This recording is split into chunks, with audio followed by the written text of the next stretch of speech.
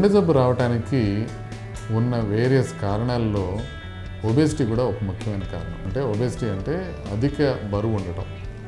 ఈ స్థూలకాయం ఉండటం అనేది మగవాళ్ళలో కన్నా ఆడవాళ్ళల్లో ఒక ఎక్కువ రిస్క్ ఫ్యాక్టర్గా కనిపిస్తుంది. స్థూలకాయం జనరల్గా 2-3 రకాలుగా ఉంటుంది.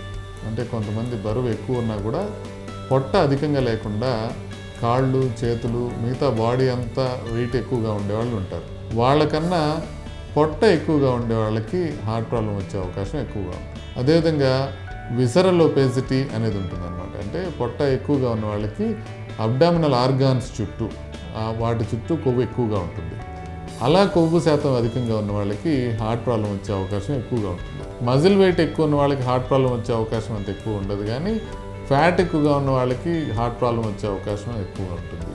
అందుకనే వెయిస్ట్ సర్కంఫరెన్స్ అని, తర్వాత మిగతా కొన్ని ఎంఆర్ఐస్ అని, సిటీస్ అని, బాడీ కంపోజిషన్లో ఫ్యాట్ ఎక్కువగా ఉండేది ఏంటి అనేది waist hip ratio, waist circumference, ఈ సిటీ, ఎంఆర్ఐ ఇలాంటి పరీక్షల ద్వారా బాడీలో ఫ్యాట్ ఎంత ఎక్కువగా ఉంది అని తెలుసుకోవచ్చు. ఇది మనం ఇందాక అనుకున్నట్టుగా లేడీస్లో కనుక ఒబేసిటీ ఎక్కువగా ఉంటే వాళ్ళకి హార్ట్ ప్రాబ్లం వచ్చే అవకాశం ఖచ్చితంగా ఎక్కువగా ఉంటుంది. చిన్నప్పటి నుంచే వెయిట్ ఎక్కువగా ఉండే వాళ్ళకి పెద్ద అయిన తర్వాత వెయిట్ అధికంగా ఉండడంతో పాటు పెద్ద అయిన తర్వాత హార్ట్ అటాక్ వచ్చే రిస్క్ ఖచ్చితంగా పెరుగుతుంది అని తెలిసింది.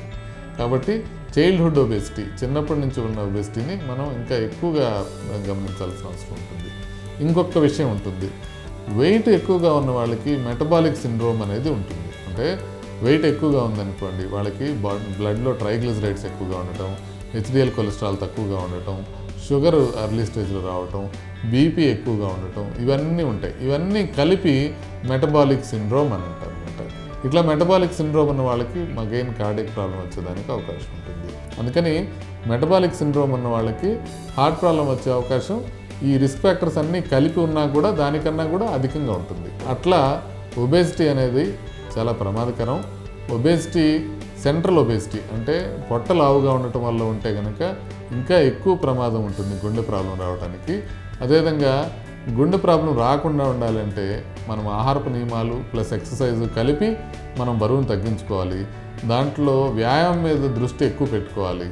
మన ఆహారపు అలవాట్లో కూడా కొవ్వు పదార్థాలు, అదేవిధంగా కార్బోహైడ్రేట్స్ తగ్గించి ప్రోటీన్ తీసుకున్నట్లయితే మనం వెయిట్ తగ్గేటప్పుడు మజిల్ మాస్ పోకుండా కేవలం ఫ్యాట్ మాత్రమే తగ్గే అవకాశం ఉంటుంది. సో ఈ ఒబేసిటీ రాకుండా కనుక మనం చూసుకుంటే, నివారించుకుంటే అది చిన్నప్పటి స్టేజ్ నుంచే తర్వాత హార్ట్ అటాక్ వచ్చే అవకాశాన్ని మనం సిగ్నిఫికెంట్గా తగ్గించడానికి అవకాశం ఉంటుంది.